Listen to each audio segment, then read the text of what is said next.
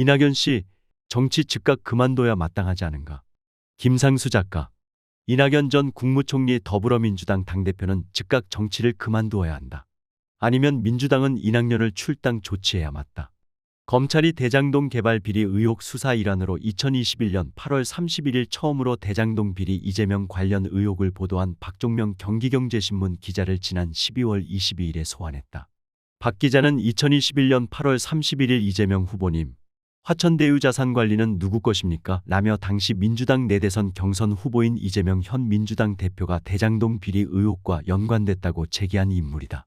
박 기자는 이날 검찰에 출석하면서 취재진과 만나 이낙연 당시 후보의 최측근에게 제보를 받았다면서 윤영찬 서른 의원하고는 상관이 없다라고 말했다. 경기경제신문 박종명 기자의 글은 대선 전국을 앞두고 조선일보가 인화시켜 활활 타올랐다. 이후 대선 결과는 24만 표, 불과 0.73% 차이로 이재명 후보는 낙선됐고 정치검사 윤석열의 다단계 쿠데타는 성공한다. 그 전후로 검찰은 여타 비리 의혹 수사 건이라며 동시에 300여 차례 이상 압수수색 등 2년 이상이나 이재명 민주당 대표를 수사하고 기소까지 했다. 그러나 검찰은 이재명 대표가 대장동 개발 비리 의혹에 직접 관련된 사실은 수사 인연이 훨씬 지난 지금까지도 입증을 하지 못한 상태이고 올 2월에 구속영장을 청구할 당시 검찰은 뇌물죄를 입증하지 못해 혐의 입증이 무리수인 배임죄를 걸어야만 했다. 지난 9월 이재명 대표에게 국회 구속영장 동의안을 청구했지만 검찰이나 국힘당이 주장한 대장동 비리 의혹은 빼고 갑자기 백현동 개발건으로 기소를 하는 자충수의 역부족을 드러냈다. 구속영장 청구 내용도 백현동 개발 사업이 이재명 대표에 관한 비리 의혹건의 직접 증거 자체가 부족하다는 이유로 법원은 받아들이지 않았다. 과연 대장동 비리 최초 보도 경기경제신문 기자가 말한 이낙연 최측근이 제보해서 최측근 인물은 누구인가? 검찰의 대장동 이재명 비리 의혹 수사는 윤석열의 정치 보복 수사로 결론이 날 수밖에 없는 현실에서 언론 매체의 흑색 선전을 제보라고 넘긴 이낙연 최측근 인물은 누군가를 밝히는 건 그 어떤 누구보다도 이낙연이 나서서 그 사실 관계를 밝혀야만 하는 의무가 있다. 이는 대충 뭉개고 넘어갈 문제가 전혀 아니다. 정치계가 아무리 짐승의 세계라고 말한다고 하지만 같은 당의 경선 경쟁자를 흑색 선전으로 검찰 족쇄를 채워 제거시키겠다는 정치 음모는 사악하기 그지없는 책동이다. 마침 이낙연은 이틀 전 MBC 라디오 시사 방송 신장식의 뉴스와이킥에 출연, 사회자가 대장동 제보자는 이낙연 대표의 최측근이라고 첫 보도를 했던 지방지 기자가 검찰 참고인 조사에 출석하면서 이렇게 얘기했다. 이 기사를 어떻게 봤는가 질문에 답하기를 이낙연은 아직 못 봤습니다. 파악을 해보겠습니다마는 누군한테 제보를 받아서 기사를 썼겠죠? 아시는 대로 그 사건으로 21명이 구속되고 4명이 수사를 받다가 자살을 한 엄청난 사건입니다. 국민의 일반적인 상식으로 봤으면 좋겠습니다며 갑자기 국민의 일반적인 상식을 거론하면서 대장동 의혹 제보자가 자신의 최측근이라는 질문에 누군지 찾아보겠다라고 말했다. 그러면서 그는 일주일에 2번에서 4번씩 법정에 불려나가는 이재명 대표의 사법 리스크를 말하며 의원 윤영찬, 김종민, 이원욱, 조응천 등이 주장하는 이재명 대표를 비롯한 지도부 총사퇴 및 통합형 비상대책위원회 수립에 동의한다면서 이재명 대표의 태도에 따라 신당을 창당할 수도 있다고 했다. 이재명 사법 리스크라. 정작 그 리스크 원인 제공자가 누군가? 같은 당 유력 경쟁자를 범죄 의혹자로 TV 공개 토론에서 마타도어를 한 당사자인 이낙연이 아닌가. 그는 또 이재명 대표가 자신의 뜻에 따르지 않는다면 다가오는 내년 4월 총선 판세에 대하여 말하기를 한동훈 장관이 꽤 대중적인 인기가 있는 미래 권력의 한 축이기 때문에 그런 점에서 미래와 현재의 대결 구도로 가는 건 민주당에 약간의 부담이 될 수도 있다고 말한다.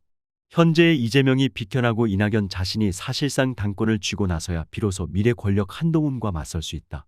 여기서 경기경제신문에 직간접 제보를 한 이낙연 최측근 인물 중에서 지금 회자되는 인물 중에 이낙연의 언론 담당 업무를 총괄 이행한 정운현에 주목하게 된다. 이는 정운현이 박종명 경기경제신문 기자에게 직간접 제보를 한 당사자라고 단정할 수는 없지만 이낙연 전 대표가 국무총리로 있던 2018년 11월부터 2020년 2월까지 국무총리 비서실장, 민주당 대선 경선 때는 이낙연 캠프의 공보단장으로 대언론 활동을 했던 정운현에게 문제의 소재를 밝힐 것을 요구하는 건 그가 대선 경선 때 느닷없이 국민의힘 윤석열 후보를 지지합니다. 20대 대통령 선거에 임하는 입장과 소회를 공개하면서 민주당을 배반하고 민주시민을 배반한 그의 행각을 전제하기 때문이다. 정운현은 2022년 3월 9일 대선 불과 보름여를 남겨두고 이렇게 말한다. 민주당 경선 때 저는 이낙연 캠프에서 일했습니다. 이 후보가 총리 시절 비서실장을 지낸 인연으로 총리실에서 퇴임한 후 근 2년간 조건 없이 도왔습니다. 민주당 경선 때는 이낙연 캠프의 공보단장을 맡아 대언론 업무를 총괄했습니다. 민주당 이재명 후보의 삶과 행태도 동의하기 어렵거니와 민주당도 이제 더 이상 우리가 알았던 그 민주당이 아니기 때문입니다. 대통령이 만물박사여야 한다고 생각하진 않습니다. 그보다는 정직성, 투철한 공인의식, 리더로서의 자질 등이 더 중요하다고 생각합니다. 자기가 한 말을 손바닥 뒤집듯 하는 후보, 보통 사람의 도덕성만도 못한 후보, 부끄러움을 모르는 후보가 아무리 좋은 공약을 쏟아낸들 그 약속은 믿을 수 없습니다. 덜 익은 사과는 익혀서 먹을 수 있지만 썩은 사과는 먹을 수 없습니다. 혹자가 말했듯이 저는 예측 불가능한 괴물 대통령보다는 차라리 식물 대통령을 선택하기로 했습니다.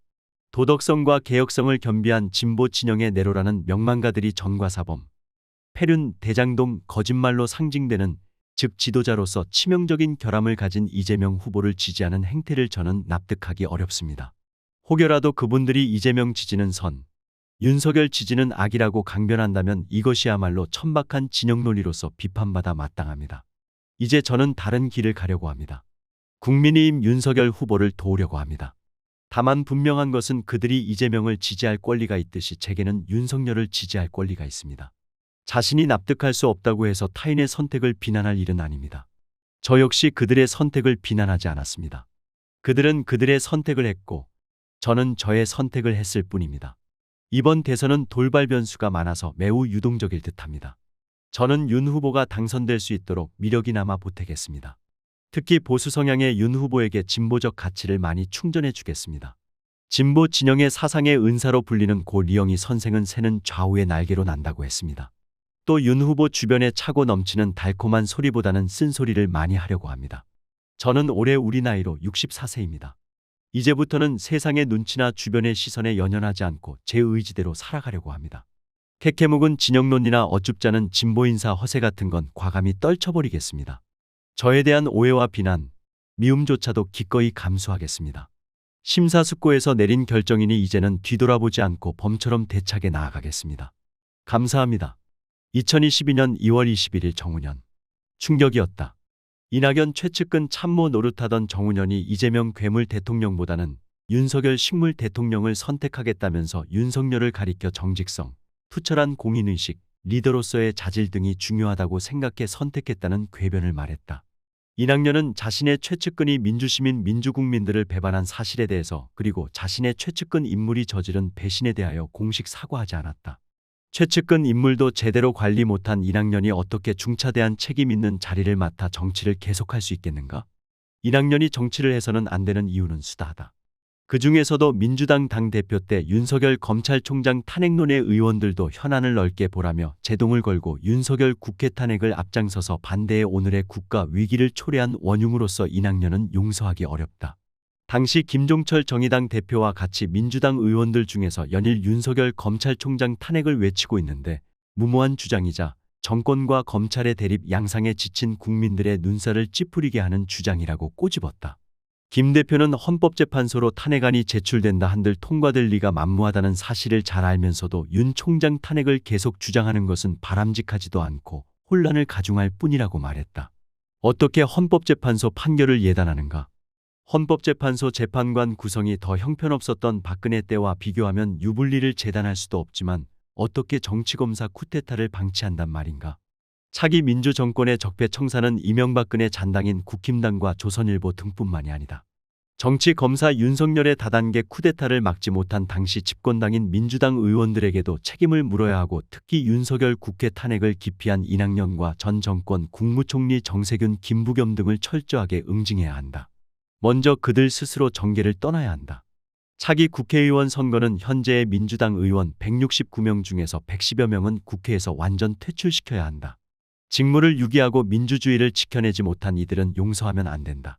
무능하고 비겁한 이들은 2020년 180석 의석을 만들어준 민주주의 시민들을 배반했다. 이들을 정치계에서 퇴장시켜야 한다. 2022년 대선 이후 이낙연은 미국에 공부하러 간다고 나갔다.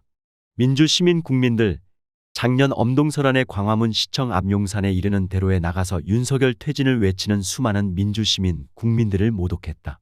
국민들의 고통은 외면하고 미국에서 낚시질하는 사진을 자신의 SNS에 올리면서 이낙연은 국민들을 모욕까지 했다.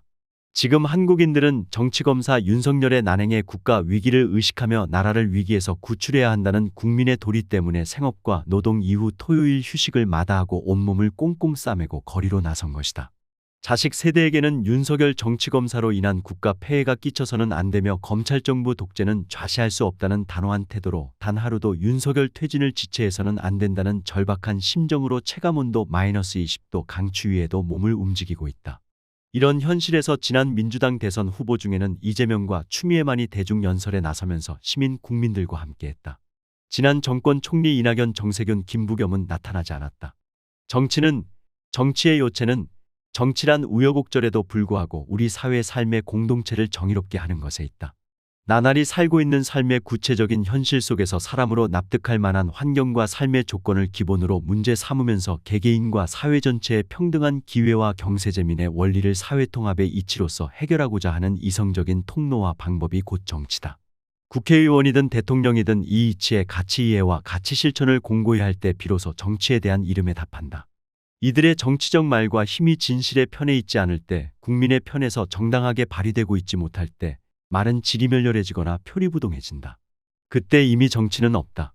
국민 대중의 삶의 속살이와 무관한 패거리들이 아귀다툼을 벌이거나 절제할 줄 모르는 탐욕의 잡당으로 무리를 지어 이리저리 떼어놓고 붙여놓고 갈라놓는 정치게임을 우린 정치라고 할 수 없다. 국민들은 누가 어떤 식으로 어떤 형태로 파당을 짓는가에는 관심이 없어진 지 오래다. 일부 얼빠진 언론이 끼리끼리 모여 무리를 짓는 작태를 정치동향이라고 매일같이 보도한다면 그건 국민 대다수가 갖는 정치에 대한 관심과는 아예 무관한 오도된 썩은 언론의 정치일 뿐이다. 정치행위와 정치활동이란 것이 그릇된 명분만을 앞세워 뿌리 깊은 금력과 권력의 추구를 탐하면서 드러나는 문제점들을 서로 덮어주고 정당화시키며 강화해주는 논리의 억지나 너스레를 국민들은 긴 시간 지켜보았다. 그럴듯한 정치적 과잉된 언변과 수사에서 정치가 비롯되는 것으로 정치인들이 아직까지 알고 있다면 그건 현실적인 삶에 대한 이해를 너무나 간과한 것이며 국민을 함부로 알고 있는 안타까운 현실을 반영할 뿐이다. 정치의 실체란 무엇일까? 정치는 국민들이 마음으로부터 동의하며 국민 스스로 움직이게 하는 힘에서 기초된다. 이낙연은 민주 시민들 국민들로부터 마음을 잃었다. 뿐만 아니다. 윤석열 다단계 쿠데타를 방치한 전 국무총리 정세균, 김부겸도 마찬가지다. 이들은 정치계를 떠나야 한다. 더 험한 꼴을 당하기 이전에 말이다.